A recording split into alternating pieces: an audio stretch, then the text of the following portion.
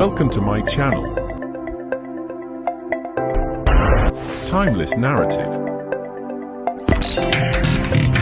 Bengal, once the wealthiest province of the Mughal Empire, included present-day Bangladesh and extended its authority over the regions that make up modern-day Bihar and Odisha. The region was a major center for trade, with exports to Europe consisting of raw materials like saltpeter, rice, indigo, pepper, sugar, silk, cotton textiles, and handicrafts.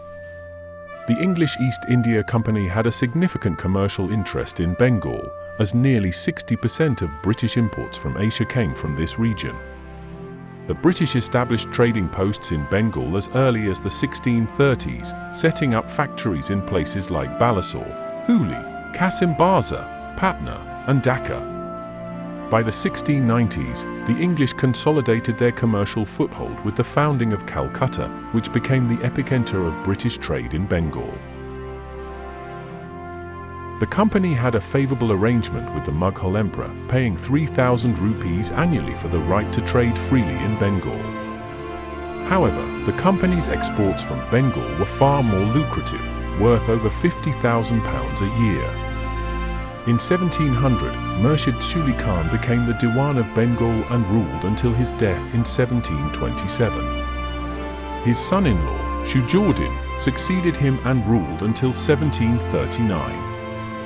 After Shujaudin's death, Bengal saw a brief period of instability with the rule of Sarfaraz Khan, who was quickly overthrown by Alivardi Khan. Alivardi Khan ruled from 1740 until 1756, and during his reign, Bengal experienced a period of relative peace and prosperity, largely untouched by the external conflicts that plagued other parts of India.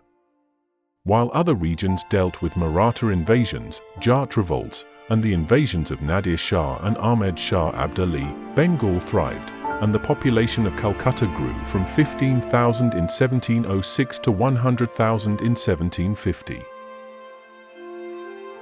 Despite this prosperity, tensions arose between the English East India Company and the rulers of Bengal, as the company's privileges undermined local governance and drained the provincial treasury. These growing commercial rivalries would eventually lead to conflict. In 1741, Alivardi Khan defeated Sarfaraz Khan, securing his position as the Subadar of Bengal. During his rule, the English took advantage of the Maratha incursions by fortifying their settlement at Fort William without his permission. Alivardi Khan, realizing the increasing power of European companies, especially the English, began to push back. He died in 1756, and his grandson, Siraj-ud-Daulah, succeeded him. Siraj-ud-Daulah, young and inexperienced, inherited a volatile situation. He faced rivals within his own family and a growing challenge from the English company.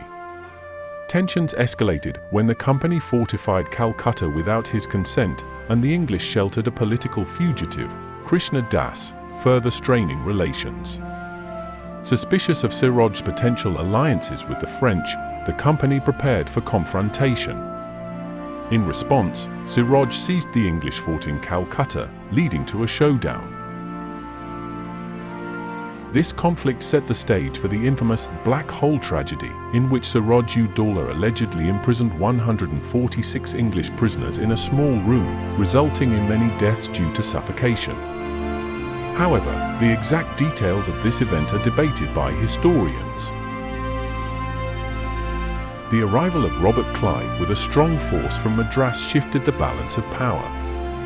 Clive forged a secret alliance with Mir Jafar, Rai Dalab, Jugat Seth, and Omechand, key figures in Siraj's court who were disillusioned with his rule. The secret conspiracy ensured that the English forces would have the support of traitors within Siraj's ranks, essentially guaranteeing their victory.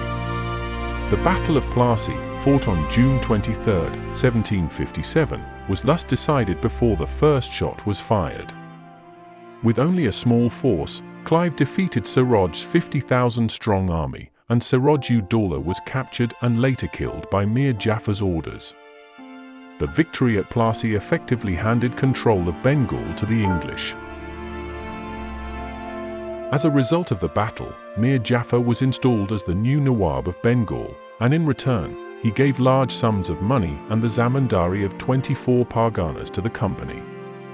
The Battle of Plassey is regarded as the turning point that laid the foundation for British rule in India, marking the beginning of their dominance in Bengal and the establishment of British political supremacy in the region. After Plassey, Mir Jafar's rule became increasingly fraught with tension. He conspired with the Dutch at Chinsura but was defeated by English forces. In the meantime, Mir Jafar's son Miran died, leading to a succession crisis. Mir Qasim, Mir Jafar's son-in-law, emerged as the new Nawab after a treaty between him and the company in 1760.